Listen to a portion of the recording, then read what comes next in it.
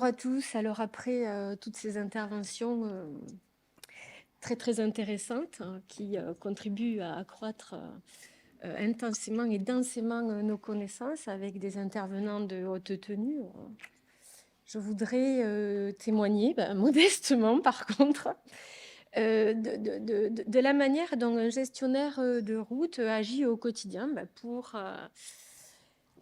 entretenir, pour préserver, pour pérenniser son patrimoine, donc ses arbres, ses allées, ses arbres d'alignement, y compris ses arbres isolés. Alors, il ne se passe rien. Ça y est, merci. Donc, ça a déjà été rappelé par nos élus, mais le département de l'Aude, et pour ceux qui étaient là hier, ont pu le constater, est riche d'un patrimoine de près de 2000 hectares d'espaces forestiers, de 40 000 arbres de bord de route. Mais c'est aussi 4300 km de voies donc à entretenir et à sécuriser. Et puis, suite à un recensement donc, qui date de 2018, on dénombre, alors je vous passe les critères sur qu'est-ce qu'un alignement, mais on a dénombré 2304 alignements, donc je trouvais que c'était intéressant de pouvoir le préciser. Alors, avec l'arrivée de la dernière assemblée délibérante, de nouvelles orientations en matière de transition écologique ont été fixées et ont fait de l'arbre un sujet majeur. Cela s'est rapidement traduit par l'élaboration d'une stratégie arbre et paysage qui se décline aujourd'hui en 5 volets et que je voudrais vous présenter très rapidement. Le premier volet, c'est la politique de l'arbre. Dans ce volet-là, on va retrouver toute la partie entretien de nos arbres d'alignement. Dans cette partie, on a fait en sorte de mettre en œuvre progressivement des pratiques de plus en plus vertueuses, respectueuses du végétal. On a intégré aussi progressivement un calendrier des interventions qui tient compte donc de la biodiversité, plus particulièrement de l'avifaune et des chiroptères, donc des chauves-souris. Et puis aussi, il a été clairement posé, affirmé que dorénavant, sauf danger imminent, tout abattage était par principe interdit, mais que des dérogations pouvaient être accordées évidemment au cas par cas. Donc ça, c'est un signal très très fort dans notre politique de l'arbre. Ensuite, on trouve la politique ornement.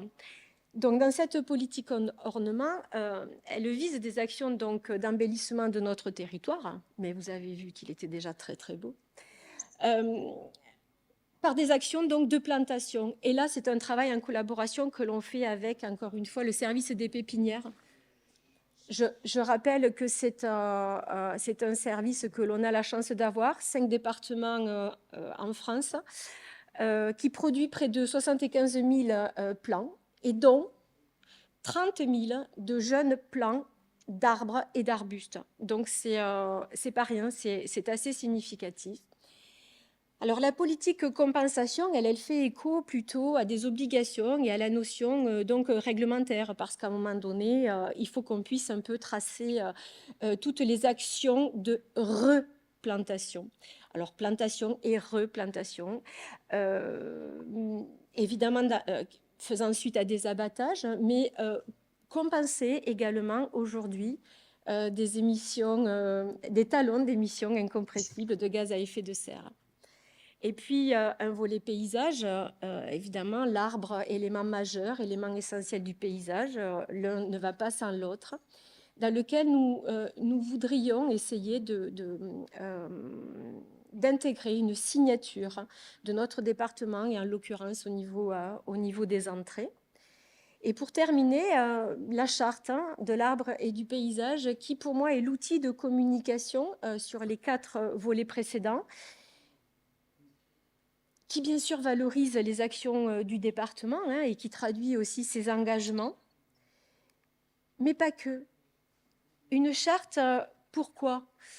Pour s'engager collectivement. Comme on vous l'a dit, cette charte, elle va être proposée à l'ensemble des acteurs de l'arbre de notre territoire.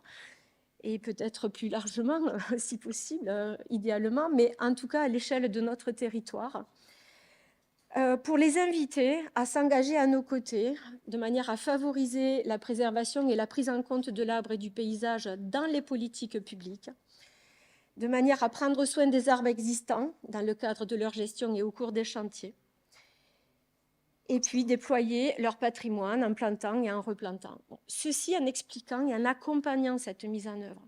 Donc on essaie de faire des choses, on essaie de faire mieux, on essaie de progresser, on essaie de préserver nos arbres, nos allées, nos alignements, et on essaie de fédérer autour de nous tous les acteurs, et surtout de les accompagner, parce qu'il ne suffit pas de dire « il faut faire ci, il faut faire cela », il faut peut-être les accompagner. On a partagé notre cahier des charges avec eux, on donne des orientations. Alors, la charte de l'arbre, dans la charte de l'arbre, vous trouverez quelques petites fiches méthodologiques, synthétiques, mais c'est un début, et j'espère qu'elle évoluera, et j'espère qu'ensemble, nous progresserons donc dans cette voie. Mais être gestionnaire d'un patrimoine arboré aussi important, c'est aussi rencontrer un certain nombre de difficultés. On a beau avoir le souhait de préserver au maximum son patrimoine, parce que on a compris que c'était important, nécessaire. Ça a encore été rappelé ce matin, à tous les niveaux, pour la biodiversité, pour la santé humaine, pour la vie en général, pour la planète. Tout le monde ne l'a pas encore bien compris, donc il faut continuer, il faut persévérer. Donc, ça a été redit. Alors là, je fais écho un peu à la présentation de M. Fuhlmann, hein, vous allez retrouver un petit peu tous les écueils que l'on rencontre.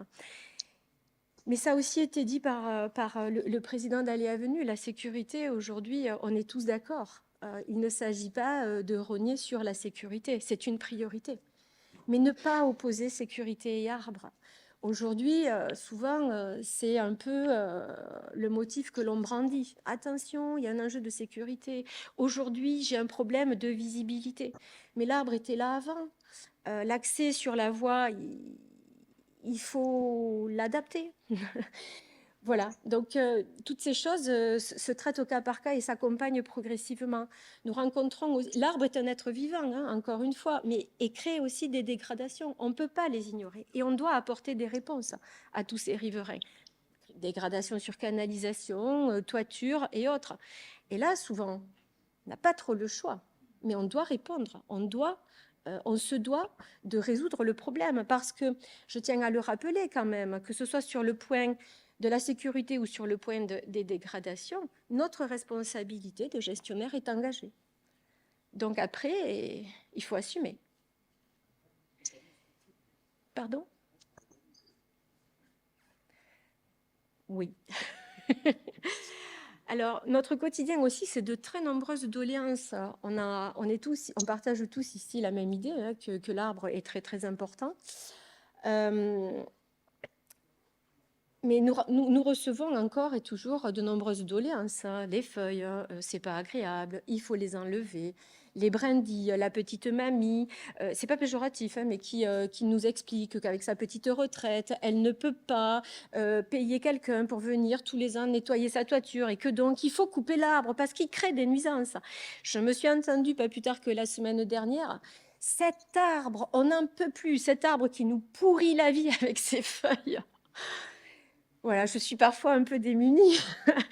Alors, on essaie de faire un peu de sensibilisation et de pédagogie. Et puis, je voudrais aussi évoquer avec vous peut-être quelque chose que vous ne mesurez pas forcément.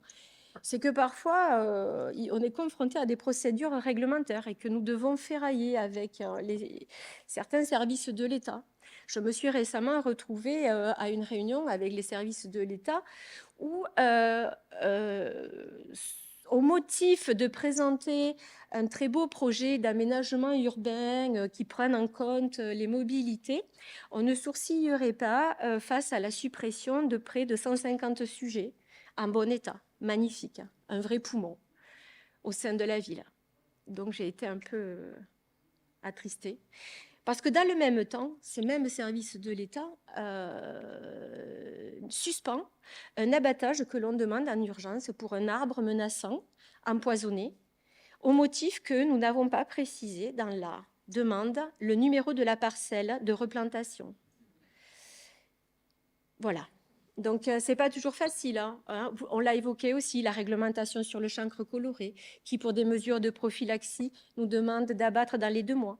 Ceci pour essayer de pérenniser au maximum le patrimoine à proximité. Mais dans le même temps, s'il se trouve dans un périmètre de protection, de site classé ou de monument historique, la procédure et l'instruction va durer 8 mois. Et donc, pendant ce temps, la pathologie se propage. Donc voilà, ça fait partie un peu de toutes ces contradictions avec lesquelles il faut composer.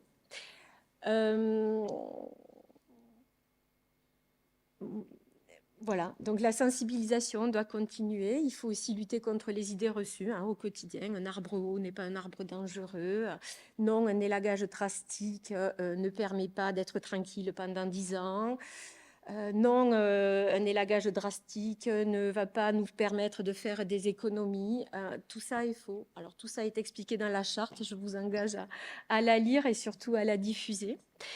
J'ai eu la chance qu'elle soit relue par monsieur Francis Allais, qui nous a accompagnés et qui a participé à sa promotion. Donc, comme j'ai bien compris que vous le connaissiez, j'avais l'honneur donc de le repréciser. Et voilà, donc vous l'avez compris, le chemin vers l'éveil des consciences n'est pas encore fini. Écoutez, souhaitons que ce chemin soit bordé d'arbres d'alignement et d'allées. Voilà, je vous remercie.